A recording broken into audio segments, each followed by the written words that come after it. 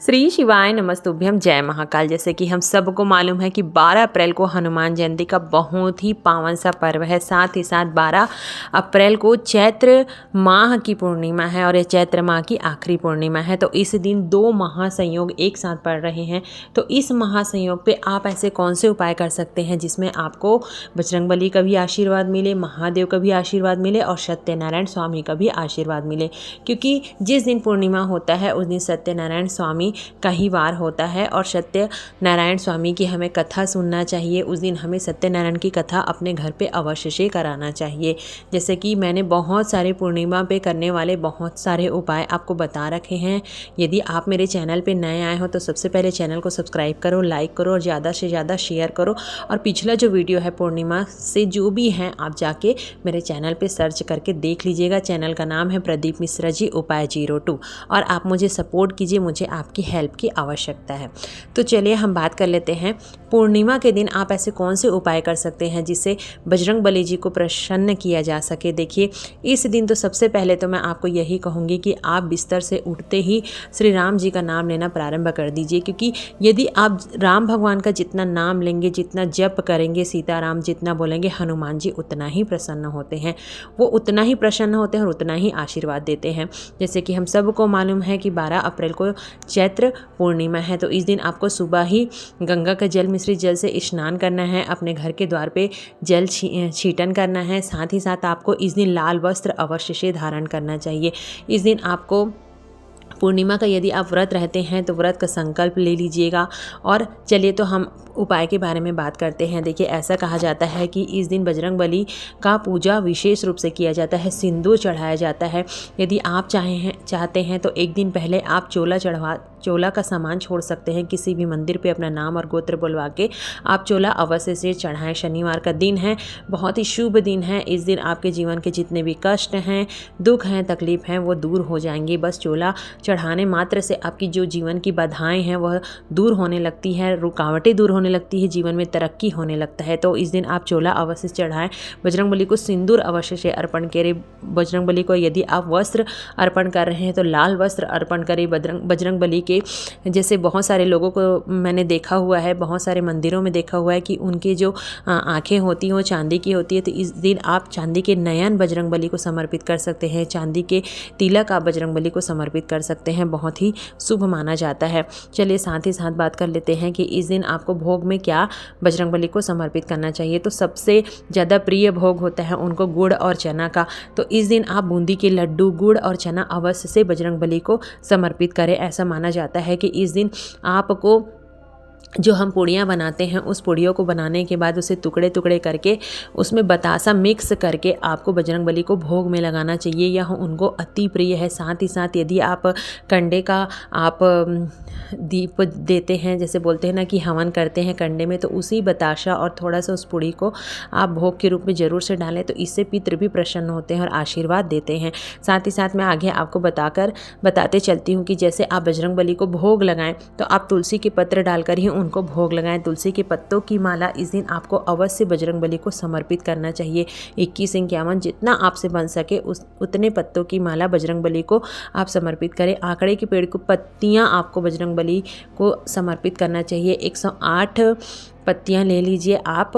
अकौवा जिसको बोलते हैं, अकौवा की पेड़ की पत्तियों की माला बना लीजिए आप लाल कलर के मौली के धागा से और उसको बजरंगबली को आप समर्पित अवश्य से करें।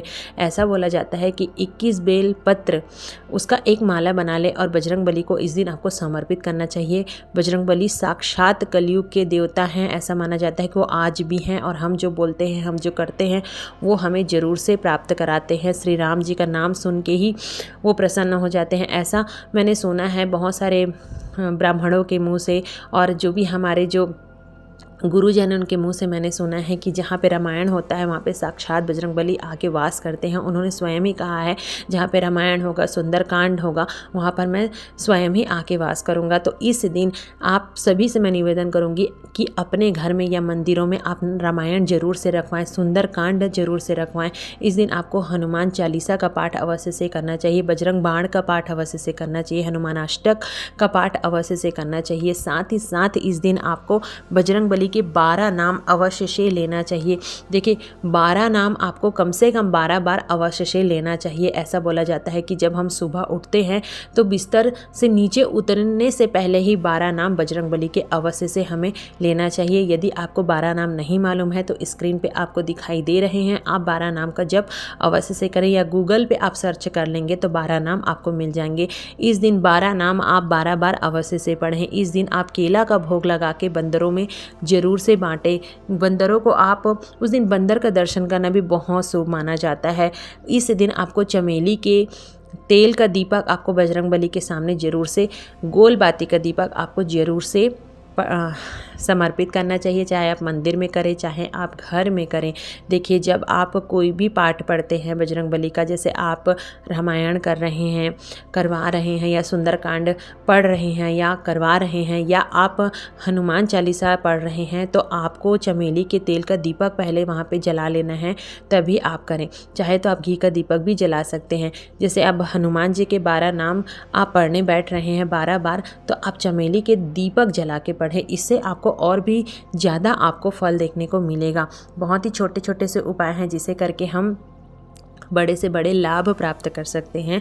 इस दिन आपको बंदरों को केला अवश्य से खिलाना चाहिए, चना अवश्य से खिलाना चाहिए, सिंदूर अवश्य से चढ़ाना चाहिए, और बहुत सारी छोटी छोटी चीज़ें हैं। देखिए ऐसा माना जाता है कि जिनके व्यापार व्यवसाय नहीं चल रहे हैं उनको अपने व्यापार व्यवसाय वाले जगह पे पंचमुखी हनुमान जी का फ़ोटो लगाना चाहिए। इससे क्या होता है, जो नेगेटिविटी होती है, जो जादू टोना जो कर रहे होते हैं, वो दूर से ही दूर हो जाते हैं। तो आप जब भी लगाएं तो आप क्या बोलते हैं, पंचमुखी बजरंगबली हनुमान का ही फ़ोटो लगाएं। इससे हमारे जीवन के जितने भी नकारात्मक ऊर्जा रहते हैं वो प्रवेश ही नहीं करते हैं। हनुमान जी की साधना से जीवन की जो बाधाएं होती है, जो विपत्तियां होती है, वह सहज ही कट जाती हैं। कलयुग के साक्षात देवता है हनुमान जी। इस दिन आपको मैंने बताया है छोटे छोटे चीज़ें हैं जो आप करके बड़े से बड़े लाभ प्राप्त कर सकते हैं। देखिए एक अचूक सा उपाय बताती हूँ, क्योंकि उस दिन पूर्णिमा भी है। आप सत्यनारायण की कथा अवश्य सुना कीजिए। भले ही आप अपने घर पर सत्यनारायण की कथा नहीं करवा रहे हैं, लेकिन इस दिन आपको सत्यनारायण की कथा चाहे आप टीवी पे सुन ले चाहे आप मोबाइल पे सुने, लेकिन इस दिन हमें सुनना ज़रूर चाहिए, है ना। तो ये चीज़ का आप ध्यान रखिएगा।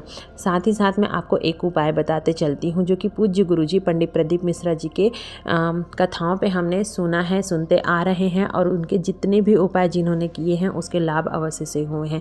इस दिन चंद्रमौली चंद्रेश्वर महादेव के नाम से एक बेलपत्र, एक चावल का दाना आपको अवश्य से शिवलिंग पर प्रदोष काल में समर्पित करना चाहिए। देखिए इस दिन बजरंगबली का भी वार है और बजरंगबली को श्री राम नाम अति प्रिय है। तो आप क्या करना, आपके घर में तो लाल चंदन होगा ही, जो लकड़ी के फॉर्म का होता है उसको आप अच्छे से घीस लेना और एक पेस्ट बना के रख लेना। उसके बाद आपको मंदिर में जाना है और राम भगवान शिवलिंग पे लिख के आना है अपनी मन की कामना को कहते हुए। जो भी व्यक्ति इस उपाय को करता है उसके जीवन के जितने भी दुख रहते हैं, जितने भी संकट रहते हैं, वो वैसे ही दूर हो जाते हैं। तो उम्मीद करती हूँ आज का वीडियो आपको पसंद आया होगा।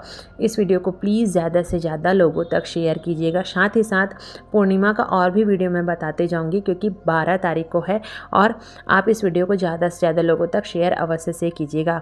वीडियो आपको अच्छा लगा हो, पसंद आया हो तो कमेंट्स में हर हर महादेव अवश्य से लिखा कीजिए। श्री शिवाय नमस्तुभ्यम। जय महाकाल।